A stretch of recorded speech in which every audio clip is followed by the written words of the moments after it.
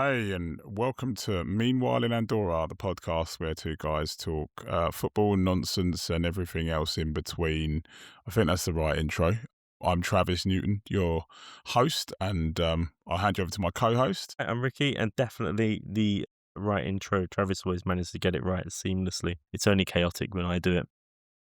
Well, the thing is, it's been a few weeks. We were pre-Christmas. It was in Christmas party season that we did it, so I've almost forgotten.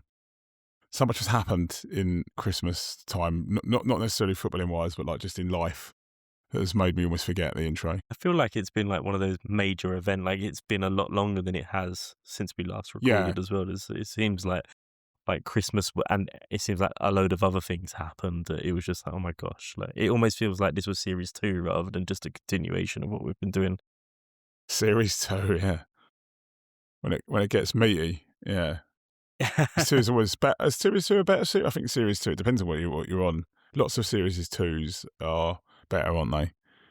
Than Lots of Series 1. series 2 normally better, and then it's normally and yeah, it's the opposite with films. It's like no, I mean, very the few sequels films. are.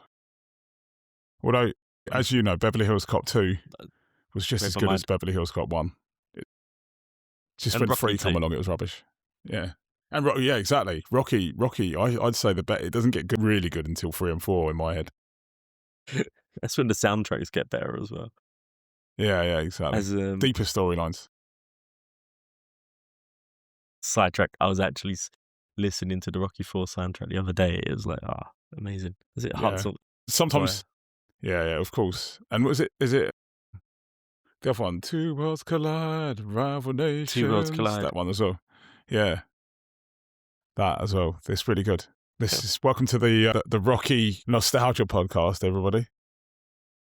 Sequels appreciation podcast. Yeah. This is everything else in between, basically.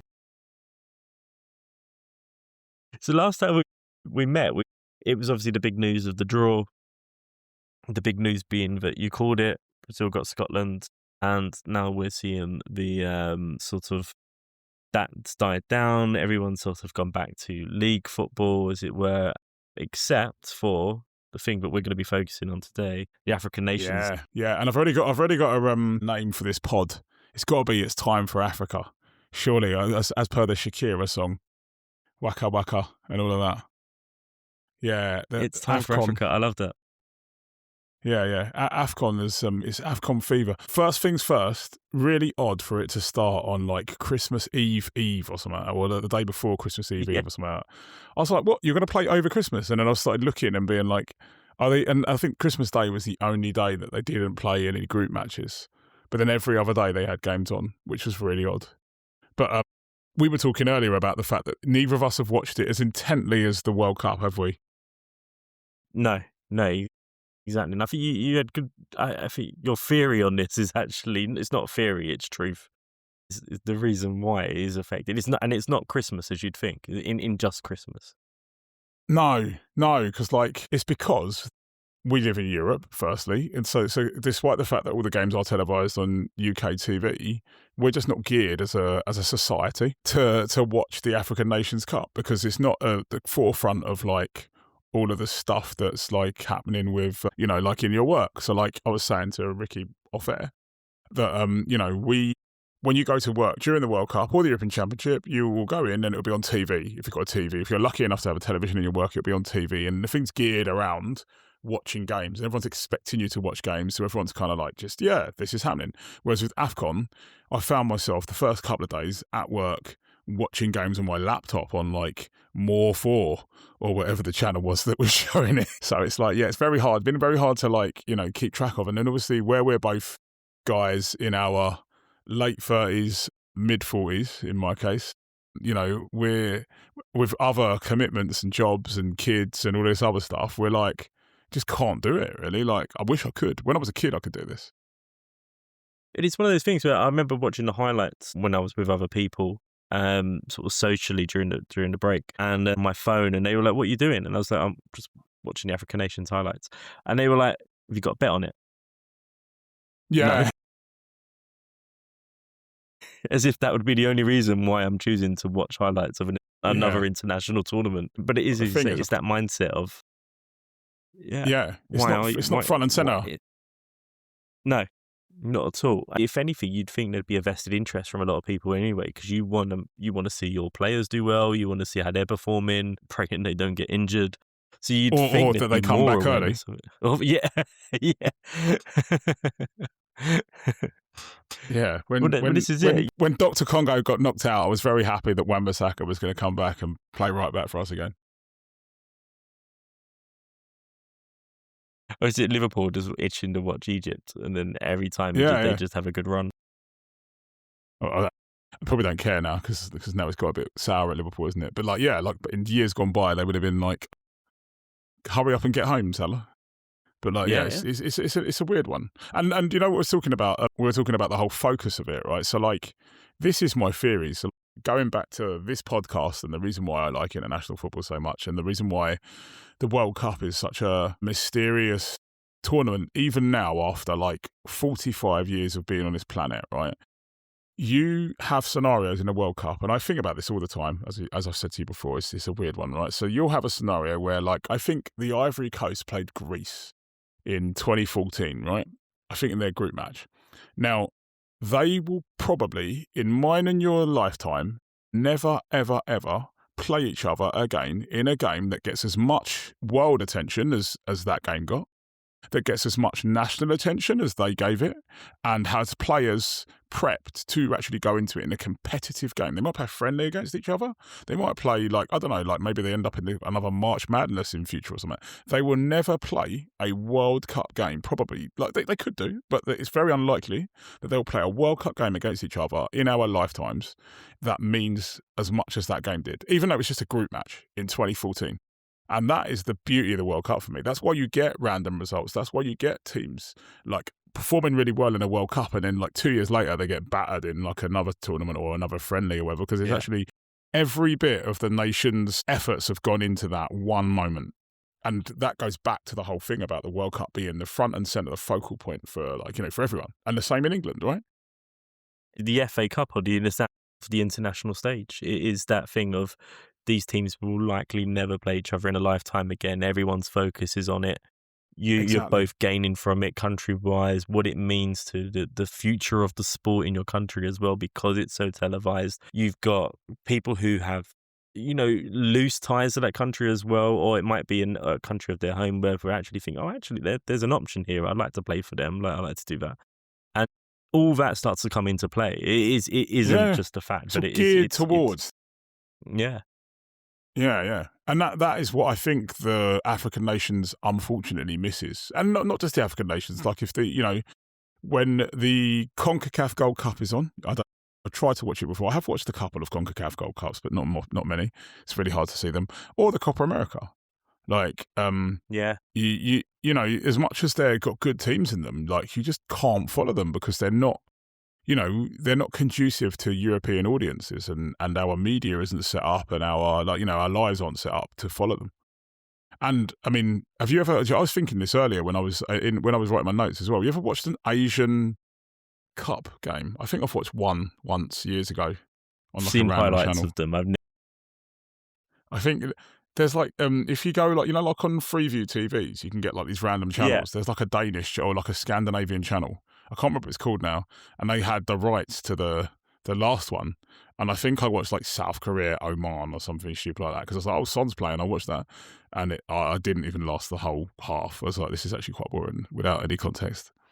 So quickly decided against watching the rest of the Asian Cup. And yeah, what makes me laugh is there are big tournaments where we don't get focus and things like that, and it's hard to watch, and yet you'll get. Do you remember when we had Le Tour Noir in '97, and suddenly it was the big thing? It was because England are in it, and France are in it, and Brazil are in it, and it was in France, wasn't it? It was we're all going to watch it, and it was a big thing suddenly. But everything. Do you know what back then? People gave stuff like that more time as well. Do you not think? Yeah. I think we're not fed up of football, but we have so much top level football pushed at us, with the Champions League and all that other stuff, right? Do you remember people used to, that Le Tournoi, had like, I mean, you know, obviously famous for the Roberto Carlos kick. The goal. Nowadays, if you played a tournament in the build up to a World Cup the year before, and it wasn't like an official FIFA tournament, which that wasn't, there's no way you'd get a full strength. No one would be like, oh, well, let's send our full strength people out to play this tournament. They'd be like, well, no, actually, this person's going to get injured. Their club doesn't want them to play. They've got a World Club Cup, or they've got these other things to play. Like, no one would do it. We also had the rest of the world versus Europe games, and it was the actual talent playing. It wasn't retired players, it wasn't ex-players, it was current players. Yeah. Could you imagine that now? Could you imagine them just being like, yeah, we're going to take Lamine Yamal and all these other people, and they're going to play against, like, I don't know, who's a good South American now? Or like, you know, like Haaland or whatever. Like, they're going to play Haaland and Mbappe, Lamine Yamal are going to play against the best of like the rest of the world. And it's like, well, no, because like he's contracted to Barcelona, and if he gets an injury, we're going to sue the hell out of you. It was one of those things that just disappeared so quickly that I was like, did I imagine this happen? That game was amazing. Like, yeah. No, it used to be great. Like full on Ronaldo playing full strength as well. Like it was a game that meant anything. Yeah. It was like, whenever did you see Beckham running against like Zidane and Ronaldo? This is obviously before he went on to then go and play with them. To and everything. Madrid, You're like, oh my gosh, like, yeah, this is amazing. It's a bit like on FIFA, you've got those special teams, didn't you? Like the Adidas team, whatever. It was like that. But in real life. It was literally like superhero teams. It was like, what on earth is going on? Yeah, the good old days. Yeah, you would never see that anymore. Like, and even then, even with the retired players, they don't do it straight away, do they? Like they now go into it a few years afterwards. Probably because they're trying to see if they can get another, like, one last deal, or do you know what I mean? It's probably you be properly retired before you do that, or miss it. Because I'd imagine you probably, again, like back to the point of like being saturated with football. I'd imagine if you're a professional footballer and you've played for the last 20 years, when you retire, you'll probably be a bit relieved, and it probably takes a year or so before you start to properly miss it, and then go, actually, I'm gonna play in a rest of the world versus Europe game, or Soccer Aid or something. Well, it's funny you said it, isn't it, now? Because you now start to see people like, even like Roy Keane and Gary Neville, they're only just going into charity games and things like that, where they didn't for a few years. And in fact, Neville would be like, I never wanted to put on boots again before that, because he was like, I'm done with it. Like, and whereas now you're actually seeing people like that actually step onto charity games. And I know that the World Cup, didn't they, in European Championships, the commentary teams like ITV that have a game versus BBC. Oh, they have a game like against each other. I'd kill to watch that. Yeah. Properly, I'd kill. They showed some highlights. Yeah, you always get like little clips of it. Like, yeah, but you'd like imagine like a proper Mickey like Richards was in goal, wasn't he? Oh, that'd be amazing. Yeah, but my he was in goal the other night for the Baller League as well, actually. Oh, was he? Oh, right, okay. Yeah, I've not watched the second of that. That's a bit much for me. The Baller League. But we've massively digressed, by the way. Like, we're on to the Baller League. Yes. We're talking about AFCON and the fact that it started over Christmas, and we weren't. And I was sneaking games on my laptop at work during the Christmas period. But yeah, it's we just did that whole digress in case your boss was watching. No, it's fine. It was during a very quiet period anyway, but I had it on in the background. But like, yeah, I remember literally I said it was on like E4 or War 4 or something like that. And, yeah. I watched. What did I watch? I watched. Oh God, I'll tell you in a minute. It was Congo against. I watched two games. Democratic Republic of Congo against Benin. And me being me, I then started reading loads about Benin, because I was like, I don't know anything about it. And then did I watch South Africa, Angola? I watched an early game. I remember there were early games, like during the day games, when I say early games. But then after that, like, the novelty wears off, and then, yeah, like I said, you just got too much stuff happening to watch enough of it. But I have watched, as we were saying, so I watched the beginning part of the group stages, and then pretty much the quarterfinals onwards, which have been great. I don't know whether you've but maybe we jump back to the beginning. So the first few days, obviously, everyone talks about AFCON and talks about it being a bit mad, don't they? And and I know I spoke previously about like not wanting to stereotype African football and laugh at it and deride it, because I don't want to, right? But some random stuff happened in those first couple of games. You had the first game, which had the brilliant bicycle kick for the second goal, and then Morocco did it again in their second game, another bicycle kick. But then you had like there was like two penalties saved in the first two games, where like, and they weren't amazing penalties. Then you had like that somersault. I think you sent that to me, where the guy Yeah. broke his neck doing a somersault. Oh, it was horrendous. Imagine watching that. You're like, oh my God. Oh my God. Yeah. Some club back in Europe worried about their man getting an ACL or whatever, and he's going to break his neck instead. By choice Jesus. as well. Like, Yeah, I know, exactly. Yeah. Yeah. Optionally doing that's crazy, yeah. That was crazy. And then there was a game, I've written it down in my notes, South Africa against Angola, right? That was game 2 of the competition or something like that, right? And I'm watching it, and the ref's kit kept breaking. Like the like his headset and that, right? Yeah. Now, obviously, have you watched those videos that Sky keep putting out, by the way, of the refs when they're running around and they're The just refs, talking to the players? Yeah. Amazing. Where they're like, goal kick. And he's like, I'm going to award a goal to number 7. And you're like, I never realised that. I mean, I know refereeing's hard, and I'm not saying I could do it, but I never realised so much went into it. Well, South Africa, Angola, the means to do all of that broke, and the ref just stopped in the middle of but he didn't tell anyone he'd stopped. That's the worst thing. So he's playing this game, and all of a sudden everyone's like, where's the ref gone? Like, what's going on? And they just petered out. Like, he didn't blow a whistle and go like, oh, I'm halting the game. It just petered out. And everyone was like, well, what's going on? The commentators were like looking at each other and being like, what's going on? And then the players were like, because it was really early in the game, players just started warming up amongst themselves, but like with the opponents. So it wasn't like they were like pinging balls to each other, like just to keep warm, while the referee messed around with like the VAR and messed around with his headset and that for about a good 5 minutes. I'm like, what the hell is going on? So like, yeah, it's hard, right? Because like I said, you don't want to laugh at that, but then you're like, guys, man, come on. Like, this is an international tournament, and they haven't got goal line technology as well. Because there was an incident. But it's the thing, wasn't it? Because they had quite a lot of VAR incidents for this tournament. I know. But no goal line technology. There was a goal, which is amazing. The one of the quarterfinals, it might have been Nigeria the other night. Nigeria played Algeria in a quarterfinal. Ball looked like it went across the line. No goal line technology, so they're just debating it, and then they're like, "Oh, sorry." Again, not deriding African football, but I'd have thought they've had that by now. Like Morocco is quite like, they've got these nice stadiums and that, no goal line technology. And then the chaos of, did you see the Samuel Eto'o thing? You must have seen the Samuel Eto'o thing. So Samuel Eto'o is the head of the Cameroon Football Association. So he's the Sir Bert Millerchip or whoever, like, drawing FA Cup balls out or whatever.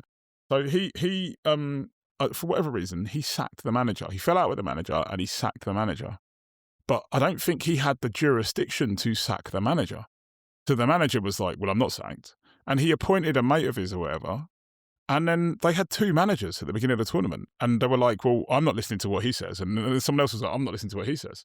And they were like fighting over who was going to be the manager of Cameroon going into the tournament, because Eto'o had just decided, no, you're not going to have that guy. I want this guy. And that, again, is absolutely nuts. Is this why he was banned, effectively? I don't know. He might have effectively been banned off the back of it, yeah. No, this was a while ago. It seems like he was banned for something else. He's managed to bounce back from that and become the head of the FA. Wow, considering he was banned for incidents at the Under-20s Women's World Cup in Colombia. God, Jesus Christ. Oh, no. Right. I love it. One of the related stories was, why was Messi forced to leave Barcelona, as if it was like Samuel Eto'o's doing there as well. So, yeah. He's long gone. Do we need to get lawyered up? We're not accusing Samuel Eto'o of any inappropriate behaviour. Just anyone knows. Here's thinking we would have offended Trump way earlier than Samuel Eto'o. Yeah. But I understand what you mean, but I think it's that fact of them where people partner these issues that have happened elsewhere with stereotyping. It's in Africa. Yeah, absolutely. Because it was like some of the fan things, wasn't it? Is it the Cameroon fan who was it? Cameroon? Or where was he from? The guy who just stood Congo. Still. Yeah, Congo. yeah. Sorry, Dr. Congo. Yeah, the Congo fan. Yeah. And it was like, it was such a great reaction from it, but then social media took it because of where it was, almost like.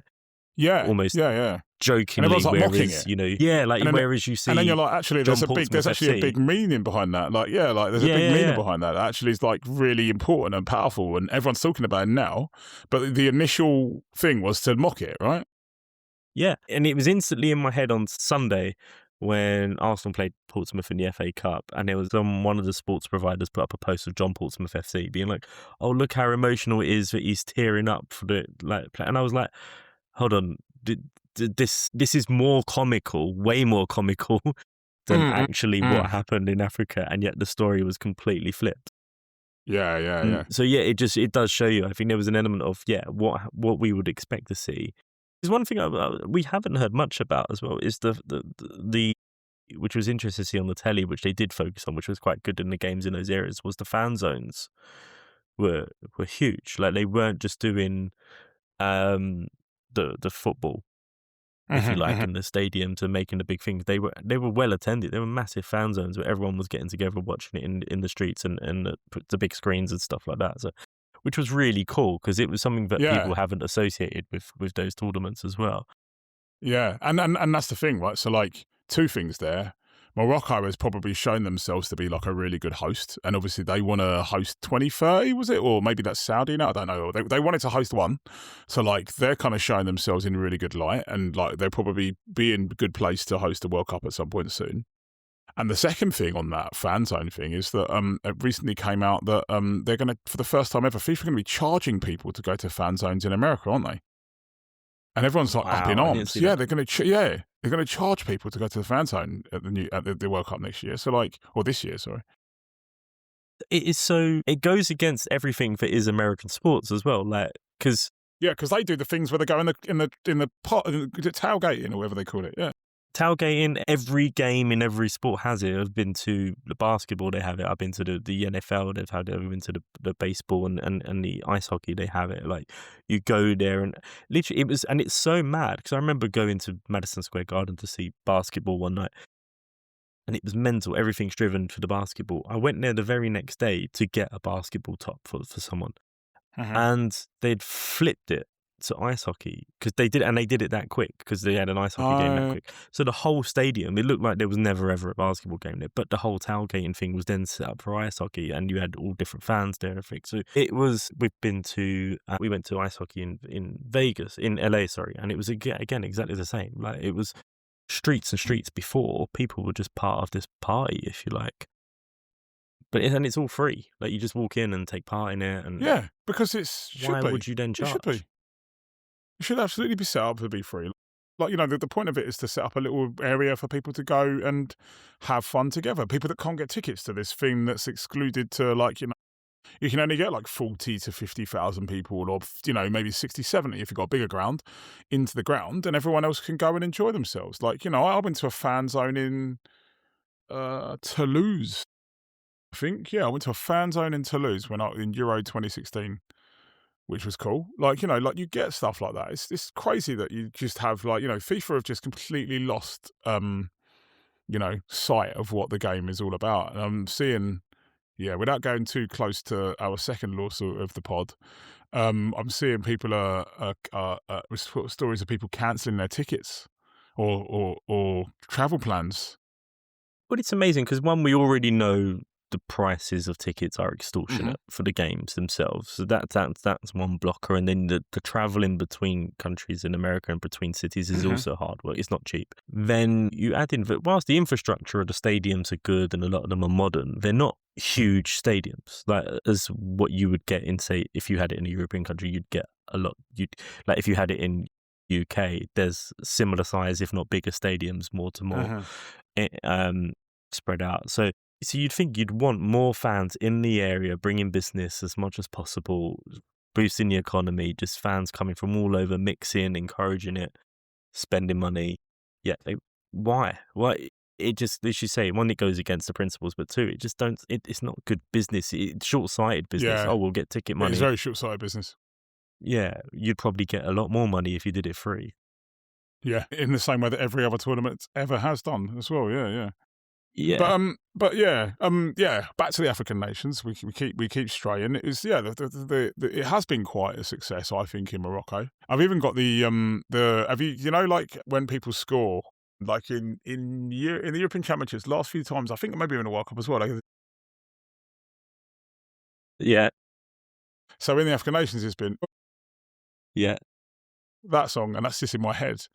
Like, it's been like a catchy tournament. It has had things that have like have gotten your thing. My last note that I wanted to kind of bring up sort of on the group stage stuff was around Beryl, sorry, not Beryl.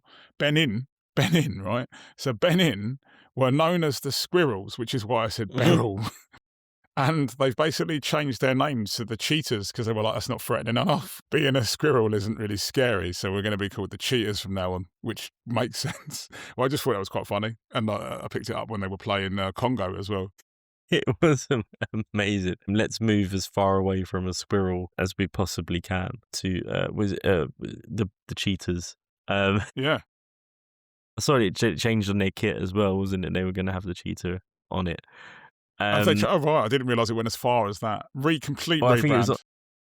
It was something on the or if it wasn't their main kit, it was on like their tracksuit or something. Because I remember they did a big thing of like a social media post before the tournament to say we're doing this.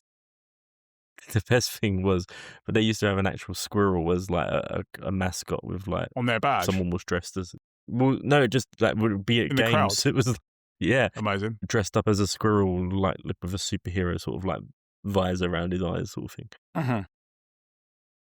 But that was hilarious, seeing that they've moved from but saying that, then won their first ever game in 90 minutes at this tournament. Did they? They? Wow, did not know that.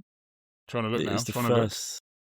It wasn't the South Africa game because they lost that one. No, they lost that one. No, I can see it. Benin, they beat Botswana. Congo. They beat Botswana. Yeah. They beat Botswana and then lost to Dr. Congo, they would have done. Good knowledge, yeah, they lost to Dr. Congo. Yeah, it was their first ever win. I think they've only ever won a game at the tournament in penalties or something, or in extra time. So it was the first time they've won it in regular time. Because they got to the quarterfinals, I want to say, or semi-finals last time, they were saying, without winning a game in normal time. Yeah. And then they were talking about it during the Congo match, and then now, okay. So then, it's like even when they went out to Egypt, that's why everyone was so pleased. Like they didn't care; they were like so excited still. Yeah, just won a game. Brilliant. Why not? Why not? Yeah, I hadn't appreciated that at all. And then at the beginning as well, like you had Senegal, who, and I was talking about taking players away for some reason, and I don't know Senegalese football enough to know who else plays left back. But they weren't playing Diaz from West Ham at left back, which was really annoying me because I was like, well, we could have done with him when we were getting absolutely pasted by bloody Wolves. Could have done with you for the back, probably. And like, like Nottingham Forest and that, like, yeah. And I'm like, oh, cheers, guys. But then he did play. He played on the weekend, so I was like, oh, you are using him now. And I think there was even a comment from Nuno on it as well. That's how bad it was. Like, even he noticed and was like, you've taken one of my players away and he's not even playing. So, didn't go unnoticed. He was saving him for the latter rounds of the tournament. Maybe. That's what it was. Maybe. That's what it was. Maybe it didn't turn up fit.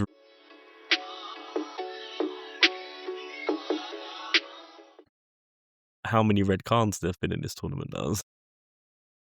Is it? 1, 2, 3, 4, 5, 6, 7, 8. 8 red cards, which it doesn't sound a lot, but considering the few games there are compared to other tournaments, and it's not finished. It's not finished yet. Yeah, you've still got loads of games left, but there's still you've still got 4 teams left in it. Can I just say Mali account for 3 of those? Oh wow, excellent. And that last game they had a man sent off as well. They lost 1-0 to. Was it Senegal? No. Was it Senegal? Yeah, they lost 1-0 to Senegal and had a man sent off. Senegal, yeah, it was Tunisia. Yeah, 1-0. Yeah, they had a game. Gosh. I think they've had a red card in every stage of the tournament.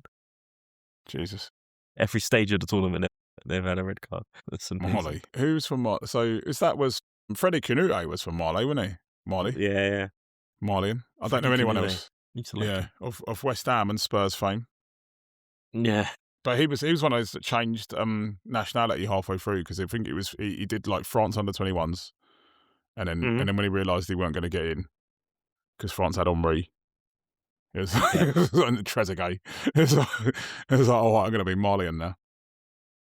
Do you think that's what's happened with Zidane's son? Where's he going? He's chosen Is he Spanish? He's chosen same as Algerian. Zidane. Algeria. Algeria, really? Interesting. Yeah. Didn't realise that. Yeah. Lucas Zidane, yeah. Did not know that. Because I know, obviously, his wife's Spanish, right? Because I remember ages ago them saying, oh, he could have played for Spain and all this other stuff. He's gone to Algeria. Fair enough. I know there's lots of, again, I listen to lots of political podcasts and things like that, and quite big on my African history and that, right? And I know that, like, there's a big thing in Algeria about French identity and Algerian identity. So I'd imagine that Zidane probably definitely sees himself as Algerian. I'm not saying he doesn't see him as a French person, but I think, like, there's lots of there were lots of factors that will come into that probably would have made it quite easy for him to play for Algeria, potentially, because of history. Yeah. And stuff. I think he said it was like honouring his grandfather, but at the same time, like, exactly. Zidane didn't, like, supported it in every way, and I think you're seeing that more and more now, aren't you? Yeah, and it's a really complicated situation with Algerian, because it's all to do with, like, you've got lots of people that were, like, taken from Algeria to France and then were never treated like the typical colonial thing, and then you've got people that were taken to Algeria from France that were basically like migrants, basically, and they basically made a whole set of people in Algeria. I don't know why we're going down Algerian history. I can explain it probably better in a different day, but, like, we're probably not here to talk about Algerian history. But as a result of it, like, there's lots of complicated, and obviously there's a bloody civil war that went on, or not even civil war, the bloody colonial war, sorry, that went on for quite a while. I think it's one of the biggest in terms of bloodshed and people dying and stuff like that. France, Algeria, and that's where Zidane comes from and all this other stuff. So I'd imagine he's probably like, yeah, I'm absolutely going to represent Algeria, and Zidane's probably quite proud of it as well. Yeah, definitely. Yeah. I did not know that about the Civil War. Yeah, it was really, really bad. I've listened to a couple of pods on it and read a little bit about it, but it's like a really complicated, because they basically moved a load of people to Algeria, like French people, and then, like, they went to Algeria and they were, like, living, like, they were almost, like, using it for its resources and stuff. And then there were people in Algeria obviously resented them, and then the people were not really seen as French, but they weren't really seen as Algerian or something like that. And it was, like, a real complicated, like, thing. And then it blew up, basically. And the people in Algeria rose up, and there was lots of trouble. And and Zinedine Zidane came out of that as well. Anyway, on fuzzy Algerian politics, the next note I've got is Akon being at games, Senegal games. Amazing. In the crowd. He's done a lot there, isn't he? Because it's a bit. Because he's done really well for the country there. Like, it's not often, I know there's always a thing about it, it's not spoken about enough. Yeah, like, he brought a lot of electricity to an area of the region where it didn't have it years ago, and then he's done a lot more for it since. But yeah, it's amazing. Did a little dance with El Hadj Diouf on the pitch when they won their quarterfinal. El Hadj. I know, right? That guy. I loved your note as well, as if to how to separate El Hadj Diouf, not the dude from West Ham. Yeah, because they're both called El Hadj Diouf. One's called Malik El Hadj Diouf, and the other one's just El Hadj Diouf, I think. So, like, just to be sure, I was like, no, the spitting one, the one that Liverpool and Bolton, I think, Bolton, was renowned for. I think he'd done it a few more times. If he'd done it a few times, didn't he? He, like, spat at people, which is horrible. Yeah, he was always getting in trouble for it, wasn't he? Yeah. He's quite I got the impression, I mean, I don't know him personally or anything like that, but I got the impression it was a bit nasty. Like, as in, like, he just had a side to him that, like, could potentially snap at times. Yeah. Is it Liverpool as well, wasn't he? Yeah. Big time. He was at Liverpool for ages. Yeah. He just never. Yeah, he just looked like one of those players who looked like he didn't have a healthy side to him. You wouldn't want to upset. Yeah, he didn't want to. Yeah, exactly. Could just flip. And then you got obviously Brahim Diaz is next on my notes as well. Who Brahim Diaz is pretty good, wasn't he? Like, or has been pretty good. Obviously, pretty good top scorer. Yeah. He's doing well. Are we surprised? Probably not. Like, it's a funny one, right? Because obviously he's there, and until I watched the first game, I was like, oh yeah, he plays for Morocco. It didn't even, do you know what I mean? You didn't go into it going, oh, he's going to light this tournament up. But then actually, then you sit there and you go, well, of course he's going to be really good. He's one of those players who I think because of the surname as well, you're forgiven for thinking, what do you mean he's going to AFCON? Like, you just forget that he is Moroccan. Right? Yeah. Yeah. So you're like, is he going to be there? And then when he's actually there, you think, oh yeah, he actually should do well. Thinking about it, while he's there, but yeah, he's having a great tournament. Yeah, It'll be interesting to see if he a can lot of carry what that they on. do goes through them as well. Have you seen any of their games so far? Morocco's. I've only seen the highlights of their game, so I've seen, but if you can see, he's literally at it. He's everything. Everything goes through him. I've seen 2 of their games, the entire game. So their opening game, I've seen highlights of the second game, and I watched the whole of their quarterfinal the other day as well. And in all 3 games that I've seen, or the 2 games plus the others I've seen, he has been the man. Like, literally, as I said, everything goes through him. Every time they've got an attack, he's like taking people on. I think he won the penalty in the first game that the guy missed as well. Sort of like taking on his fullback and going around him and stuff. He's just a menace. And like, yeah, been really good. Been really, really good.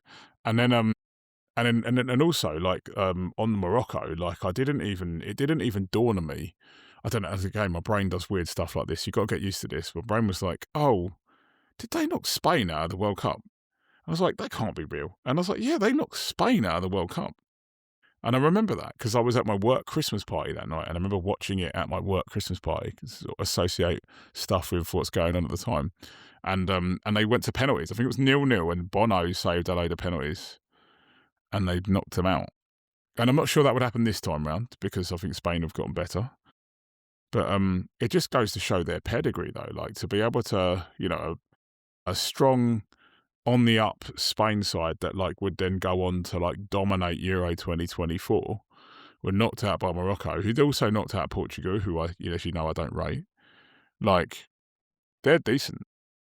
Well, we were talking about it when we were talking about the World Cup groups, because we were saying that you got the the repeat of the 98 group, if you like, with Brazil and Scotland and Morocco being in the same group. Yes. And we were like, oh, Scotland have like been really unfortunate. Yes, Brazil aren't playing great, but it's coming. Brazil at a World Cup. Yeah. And Morocco are actually really good at the moment. Yeah. We know what's coming, don't we? That's going to be that last group game that they need to win just to stay in it. And they'll agonisingly get put to the sword by Brahim Diaz. Do you know what will happen? It will depend. If he stays at Real Madrid, he'll have a really good World Cup. If he goes to Spurs in January, he'll probably have a really bad World Cup. Or that will be he'll score no goals to score for Spurs and then score lots at the World Cup. One of those ones, where they're rubbish in the Premier League or whatever, and they go there and it's actually like, who's this guy? Don't remember him. Yeah. I hope he doesn't go to Spurs. We were talking about that as well. God, insufferable Tottenham Hotspur getting another good player. Conor Gallagher's gone there today, isn't he? Yeah. Well, they accepted the bid, didn't they? Yeah. Don't make them better. I mean, I don't know whether that's what they needed. I don't know. I haven't watched many Spurs games this year, so I don't know whether that's what they needed. But I'm hoping that that he isn't what they needed, and it's a waste of money. And I'm hoping that Brahim Diaz doesn't go there because and I know he doesn't get as much game time in Real Madrid as he probably would like to. But don't go Spurs, please, mate. Go somewhere else. Go anywhere. Just go. Don't go to Spurs. Look what's happened to other players. Yeah. Timo Werner is just... Yeah, exactly. Oh, God, yeah. So, no, hopefully he doesn't end up there. Or from both our perspectives, anyway. If you're a Spurs fan listening, you might want it. But please, for the sake of football. Yeah, from this West Ham and this Arsenal fan. So, they're having a great run as we speak. No, tomorrow is the semi-finals. Semis, yeah. Yeah, Senegal, Egypt. So they've got Senegal, Egypt, and Morocco, Nigeria. Nigeria look all right as well. Victor Osimhen scored the other day, good header. Yeah. I watched that game. They just seem to be. Have you seen all the reels that Bassi and that just keep taking a mick out of each other? Hilarious. In that. Absolutely hilarious. Yeah. It all started with that Burnley game when he didn't square the ball to him, wasn't it? He didn't pass to him. That's hilarious. That's the kind of content you need. Yeah. Kicking a ball to AFCON or something like that. He's talking about like he took the shot and it went over and it's still travelling. The ball reached Nigeria before we did. Yeah. Now that's great. Did you see the clip of them talking in training the other day? Might have. There was one, because there's one, I saw a clip and I can't remember what happens now, but they were like, he got his revenge on him. And they were taking the mick the other way around, but I can't remember what the clip is again. And it's like it's Bassi and Iwobi, and who else is there? There's someone else. I can't remember who else it is, but they were talking about them. You're going to go find it now. Yes, I am trying to find it. It was Fill the dead air time with my voice while Ricky finds their clip on the fly. We should have been way more prepared for this, Ricky. Yes, there was the. I'm trying to remember see what game it was. It was the Fulham game at the weekend when they scored in the last minute. Okay. Not the weekend, the weekend before. Harry Wilson. Was it Harry Wilson scoring? The one where they... No, the defender, wasn't it? It was... cannot remember. What was his name? The Liverpool game. Gakpo scored to go 2-1 up at the 94th minute, and he took his shirt off and everything, didn't he? And then Reed... Yes, that's right, yes. Yeah, scored the proper rocket, didn't he? Mm-hmm. And so the Nigerian players when they're in training, and Iwobi's telling Bassi what happened. He was like, "Oh, Gakpo scored in the 94th minute," and then Reedy, and he was like, "What?" And they're like, "Reedy," and they're like, "No way, no way has he had a shot?" And they're like, "Yeah, he scored, got us the point," and they're like literally running off while this whole training session's going on in the background. Like they're so excited. Yeah, no, they've been comedy gold, I think, in that. But it's nice to see. That's the kind of content you want to see. Yeah, there's been lots of that. Lots of people singing on the way to games, which is good as well, like squad harmony and all of that. And like you say, like just good vibes amongst the guys. Nigeria, they still haven't. I think there's still been a row about bonuses in the team, and I don't know if it's Osimhen has offered to pay them or something. Someone's offered to pay bonuses that haven't come through. I can remember. Oh god, this always happens as well. I remember Cameroon had that in 2014 as well, when they had to I think there were conversations whereby it might be either Cameroon or Ghana, and they literally had to the president had to drive limousines of cash to them during the tournament to be like, "Can you please play the next game? We'll sort it out. Just play the next game for now." So there's lots of you just don't know, but yeah, it seems that Nigeria, bonuses aside, seem to have they seem to be clicking at the right time as well. So it'll be a very interesting game when they play Morocco. But I personally think that Morocco might be too strong for them, given that they did struggle in their qualifiers, as we talked about a couple of weeks ago. Nigeria did struggle in the qualifiers. It'll be interesting to see what happens when they play Morocco. And they've played a couple of decent teams, but I'm not sure they've played anyone as good as Morocco yet. Yeah, it's sort of that home vibe as well for them. I think there's enough there carrying for them. I'm expecting they must be favourites at the minute, Morocco, to go on and win. I know Senegal are having a good tournament, the same Egypt are having okay, but Egypt have had some tough games as well, and sort of how they've come through them. Egypt Ivory Coast was good the other day. I watched that. Did you see any of that? That was a really good game. 3-2, really good game. I watched the entire game from probably about the 20th minute or so. Really, really good game. That was like a really good good quality, but also exciting as well. Just lots of stuff happening in it. Well, how the Ivory Coast only scored 2 goals in that game was crazy. Yeah. It was like a basketball match, wasn't it? Yeah. And it was an own goal as well. I know, and it was like it was amazing, but that ended up what it was. And then did you see the stats at the end of that game of possession? Something stupid. It must have been over 70% possession to Ivory Coast. Really? But Egypt just kept picking them off on the break, innit? Yeah. So that'd be really... They're decent. They're decent. And obviously they've got a bit of pedigree in the AFCON, Egypt. I was thinking, I put in my notes. They're it's a really weird, I think they always overperform in AFCON and underperform in the World Cup. And I don't mean, obviously I get that there are stronger teams potentially in the World Cup, but even getting to the World Cup, they qualified for 2 in the lot. Did they qualify for, I don't even think they qualified. Did they qualify for the last one? Egypt? I don't think so. 22? They didn't, did they? No. So I mean, they've qualified 1. They qualified in 2018, right? They qualified in 2018, 1990, and I want to say 1938 to show off a little bit as well, right? Right? And I think that's right, by the way. and they and you can check that. They for that you consider that they spent the entire noughties basically not qualifying for World Cups, despite the fact that they've won it three in a row at one point in a period, and it wasn't even their first one. I think they're the most successful team in AFCON, yet they never bloody qualify for the World Cup. And it's like, well, you're playing against the same teams to qualify, so how do you not get there? There's like such a disparity. Did you check it? Are you checking? It's 4 times 34. Or 34. 34. 34, 90, 90, 2018. 2018, and this one. And this one. Yeah. So I got it wrong. I thought it's 34. I thought it was 38. Cuba qualified in 38. That's a weird one. 2 draws and 5 losses. They've never won a game when they've been there either.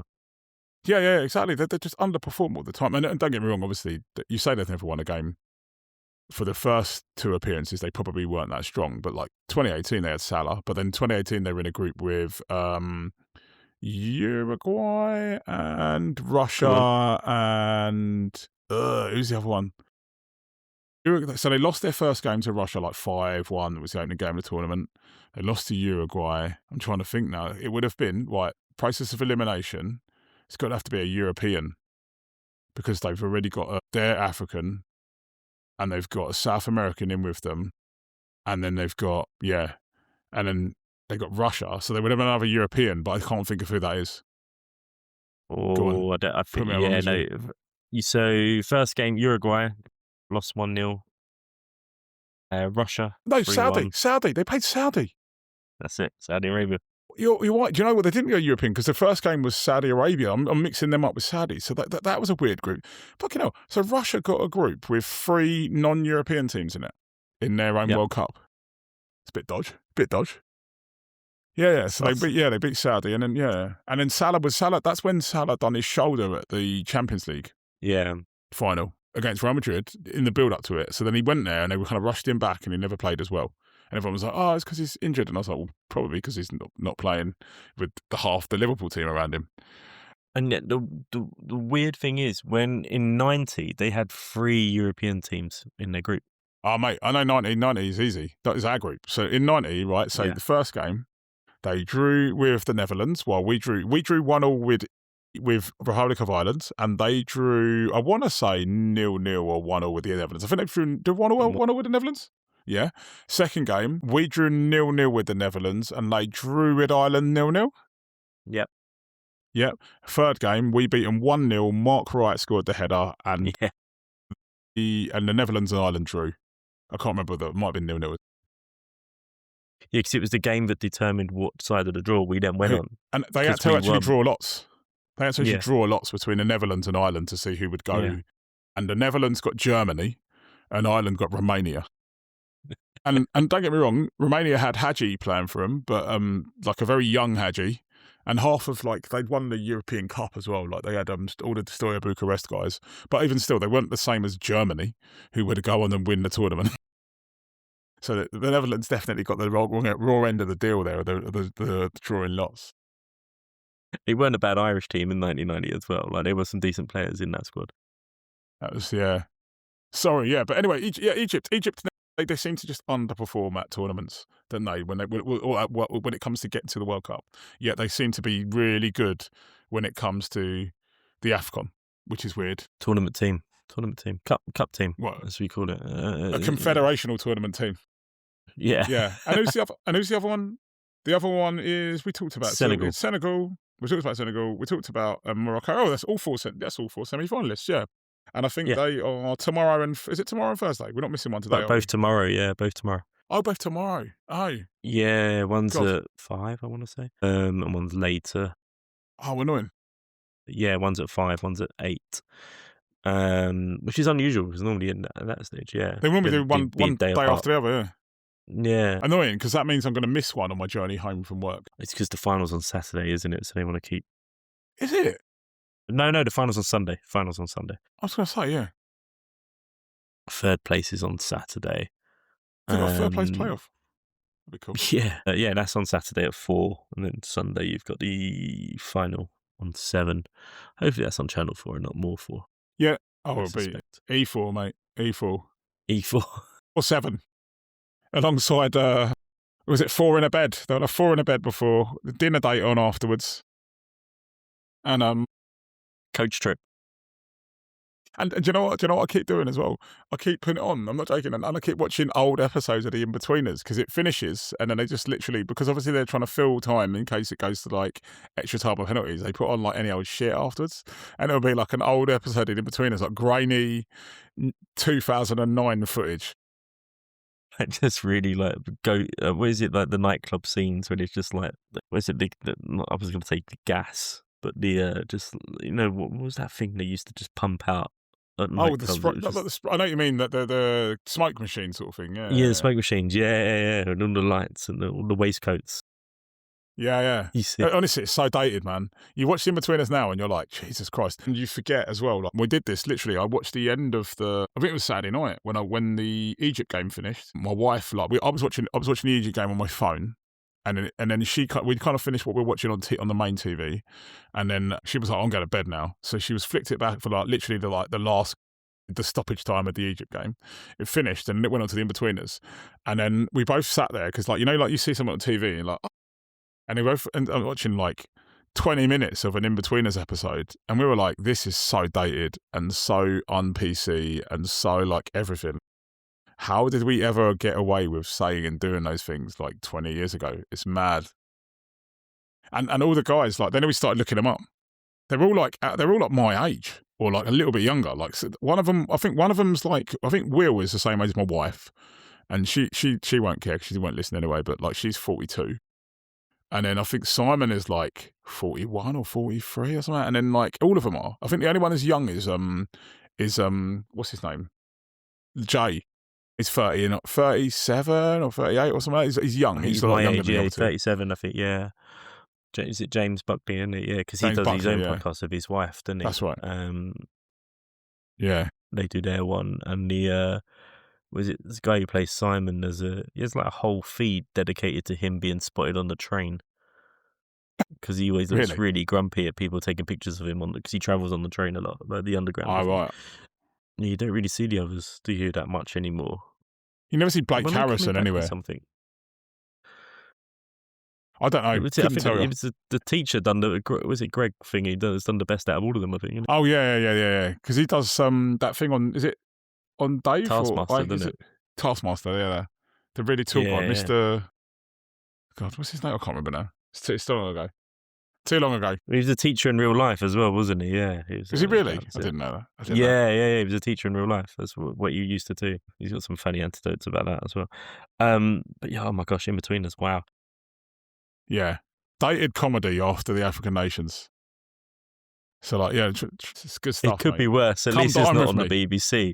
You'd have the worst BBC comedy following the African nations possible. Mrs. Brown's Boys or some rubbish like that. Fucking just anything from the 80s as well. Yeah. Well, they've got some more white things. Yeah. I don't know why we've gone down a rabbit hole of Channel 4. Have you ever watched? Yeah, go on. Good. No, go on. No, I was just going to say, while the rabbit's out the hat or the cat's out the bag or whatever you want to call it, I was just going to say to you and anyone else listening, if you watch Staff Lets Flats on Channel 4, mate, everybody watch it. So I'm gonna just add that in there. It is absolutely amazing. Who's in it? Oh God, it's like a lot of people. It's like phone shop style. It's like it's about an estate agent, and it's so good. It's so good. What's it's it called? So funny. Staff Lets Flats. It's about these Greek letting agents that have got like a rival one, and it's got a few people. I can't So it's got people that you would know. There was a BBC drama called Siblings and it was about his twin brother and sister. Have you ever watched that? Yeah. It's really funny. And the brother from it is in Staff Lets Flats, and there's a few other like British comedy circuit people that are in it. That's really cool. Yeah. There you go. You heard it on the AFCON focused Meanwhile in Andorra. Watch Staff Lets Flats. We've absolutely gone all over the place for today's episode. Brilliant. So, and on the next episode, we'll catch up on the final, as well as hopefully focusing on South American football. South America, yeah, we'll get my friend. We kind of promised it. just before Christmas, we'll get my mate Carlos on, who's I said our Peruvian, the one man in this world that he probably would have known that Egypt were in 1934 and not 1938, because Carlos doesn't slip up with these sorts of things. He's the only person in the world I think that knows the World Cup more than I do. But we'll get him on, and we're going to talk old school South American World Cup related stuff as well. We were going to talk about qualifiers and stuff this time around. We might do, but he now lives in Europe, so he's probably got as much time for the qualifiers in South America as we do. I was going to say, before we do go, Ricky, who's your money on for the final? We've got 2 games left. We don't even know who's going to be it, who's going to win this, and who are they going to play in the final? I think Morocco are definitely getting through to the final. And I think they're going to play. I debated this. I think they're going to play Senegal. Do you think? I think Senegal are going to edge it. Yeah, I think Egypt have just had some tough games. I think they're going to come. I know they are a good tournament team. Well, a good, really specific AFCON tournament team. However, I think they're on their last legs. I think they're going to push it to go one game too far, and this will be it. I can't see them getting to the final. So I think Morocco overall, but Morocco Senegal final. Who you going I'm going to be really boring and say exactly the same as you. You've convinced me that Egypt are done. So yeah. So like no, I think like you, I can't see anyone other than Morocco winning this tournament. They've been so like energetic and everything, and they've had the home crowd behind them, and it's like I don't see how Morocco don't win it. And then on the flip side, I think Senegal are sturdy. I don't think they've necessarily, every time I've seen them, I think I've watched about 2 or 3 of their games, and they've looked all right. They've not looked amazing, but they've looked all right. And I think Egypt have got that, like, you know, they conceded 2 against the Ivory Coast the other day, and the Ivory Coast are all right, but they're not that good. And it's like, well, you know, like, I think that, yeah, Egypt are going to be gotten at by Senegal a little bit, and Senegal will be a bit solid for them. They've got lots of, and maybe I'm just going off the back to Senegal, a lot more names that I know of than Egypt do, but like I think they'll get to the final, and like you say, I think then the home advantage and just the energy of Morocco will do for Senegal in the final. But it'll be good. It'll be good to watch. I'm going to definitely watch the final, and yes, I might be able to watch the one or more of the semi-finals tomorrow. I'm going to try and watch. I reckon I'll watch the first semi-final on the Elizabeth line home. You can kind of pick up Wi-Fi on there. Yeah, I should be able to get some of it, I think, as well. Hopefully. No, I'm on the central line. I've got no chance. I'll get some. I might get some. Lucky to get on. Yeah. What was I going to say? Hilariously, I was thinking when we were talking about comedy skits and comedy shows after the African Nation Games, and then we were like straight in, we're going to have someone called Carlos come on talk about South American football. This is not a skit. This is like an actual person. We're not going to bring on someone in a sombrero. Not Basil 40, like, yeah. Like, this isn't like 2000 Soccer AM. Yeah. We're not on PC. Carlos is a real person. Just like I just had images of people thinking, yeah, of course, we're going to dress our friend Nigel up in really bad stereotypical clothes, which half of me would just do just to wind him up. And I'm going to end on your final note because you're going to the England game. Final note. Oh gosh, I forgot about that. Yeah. I'm going to, for the second time. This will be my second. It's not competitive though, but it'll be my second time watching Uruguay. I've actually been to watch Uruguay against Senegal at Wembley in the Olympics back in the day in 2012. But like, yeah, I'm going to watch England Uruguay. So my kids were basically like, "Oh, we'd love to go and watch a game at Wembley because we've never been to Wembley." And I said to them, "Don't worry, we'll get to a playoff final next year and you can come." But ahead of that, they were like, "Oh, we don't want to go and watch West Ham. We want to watch England play at Wembley." And we were like, "Okay." So for their Christmas present, it come up, and we're going. All 5 of us, my wife and 3 kids, we're going to go watch England Uruguay on the 27th of March at Wembley. I don't know any. Fede Valverde is going to play for Uruguay. Maybe. It'll probably be like their reserves because it's not going to be like that. As I said, like the England or the Europe versus the rest of the world tournament where everyone plays their best players. There'll probably be 20 changes at half time and all of that. But like, we're going to go and watch England. Hopefully, see a few good Premier League stars as well. Like, do you know? I think that would be a really good game to see. And one thing I like about I do like. I've been taking youngsters. I remember taking Max, my cousin, when he was a kid to a few England games when he was younger. Wembley, and they were always fun things for the family to go to, and they're good atmospheres. Mm-hmm. And one thing I do like about whenever I've seen England play at Wembley against South American teams, the crowd turns out. So in terms of the away fans, like you will get a bit of an lots of atmosphere. South American fans. Yeah, and it just makes it nicer around the ground. I remember going to Brazil, Argentina at the Emirates, and like even just around the Emirates Stadium before the game, like it was just it was just better than your average European friendlies that you get, where they are quite dull and dreary, and the atmosphere was a lot better. So I think that would be a really good one to take the kids to. Cool. Hopefully it is then, yeah.